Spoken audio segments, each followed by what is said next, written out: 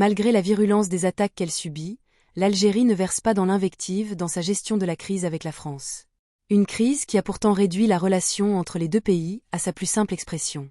Dans leur communication officielle, les autorités algériennes évitent soigneusement d'impliquer les partis en France qui ne sont en rien responsables des tensions actuelles. Elles ciblent ce qu'elles considèrent comme la source du mal, l'extrême droite autour de laquelle gravitent les nostalgiques de l'Algérie française.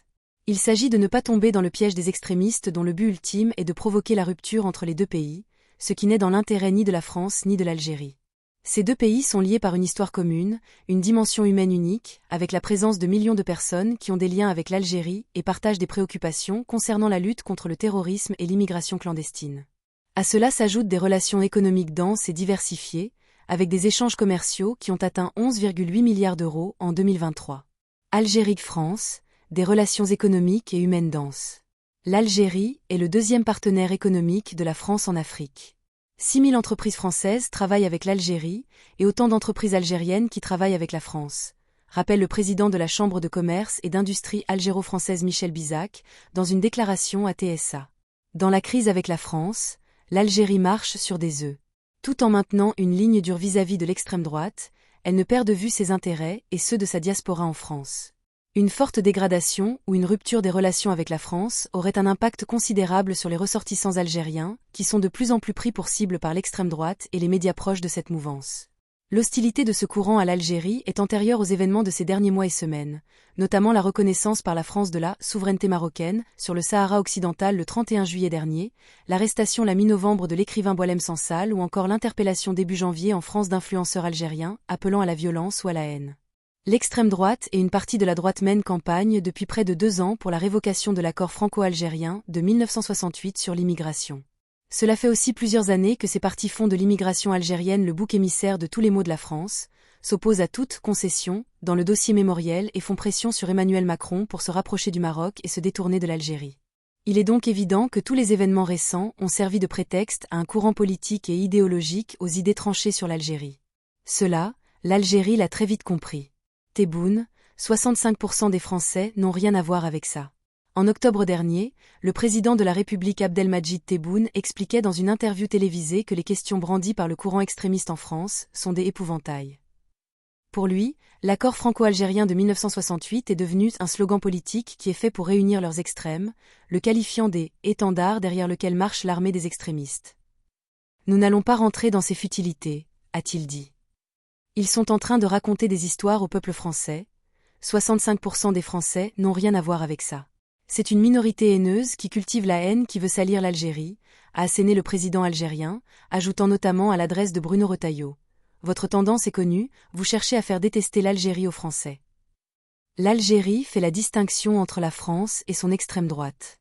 Le 6 janvier, le ministre de la Communication, Mohamed Méziane, expliquait à partir d'Oran que l'Algérie faisait la distinction entre la France en tant que peuple-État et la France coloniale.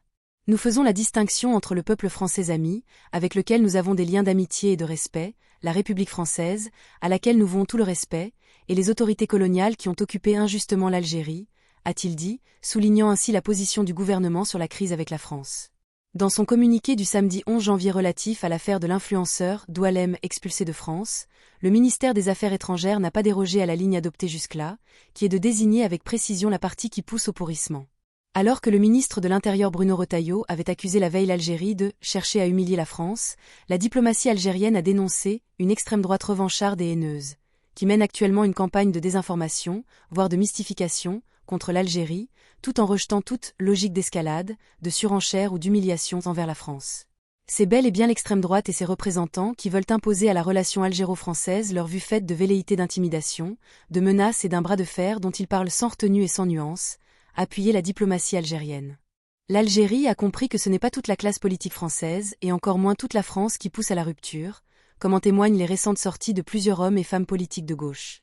Sachant que l'extrême droite est minoritaire au sein de la société française comme l'ont montré les législatives de l'été dernier, le gouvernement algérien focalise ses réponses sur sa cible. Nous ne voulons pas la guerre avec l'Algérie. En France aussi, ce n'est pas toute la classe politique qui veut en découdre avec l'Algérie. Nous ne voulons pas la guerre avec l'Algérie, a tranché le chef de la France insoumise, LFI, Jean-Luc Mélenchon jeudi 15 janvier lors d'un meeting. Le groupe parlementaire de ce parti, le chef du Parti socialiste, PS, Olivier Faure et la patronne des écologistes Marine Tandelier ont tous reproché à Bruno Retailleau de faire de la provocation dans l'affaire de l'expulsion ratée d'un influenceur algérien connu sous le pseudonyme d'Oualem. Ce dernier a fait l'objet d'un arrêté d'expulsion par Bruno Retailleau jeudi 9 janvier, mais l'Algérie a refusé de l'accueillir et l'a renvoyé dans le même avion qui l'a transporté. Un refus qui a provoqué un tollé au sein d'une partie de la classe politique française et du gouvernement. Dans la foulée, la menace des représailles contre l'Algérie a été brandie, mais la diplomatie a rapidement repris le dossier en main. Au sein du gouvernement français, un discours de raison commence à se faire entendre. Ni l'Algérie, ni la France n'ont intérêt à ce que s'installe une situation de crise, une situation de tension. Nous sommes deux pays voisins, deux grands pays de la Méditerranée, nous avons intérêt à aplanir les difficultés, a déclaré ce jeudi le chef de la diplomatie française, Jean-Noël Barrot.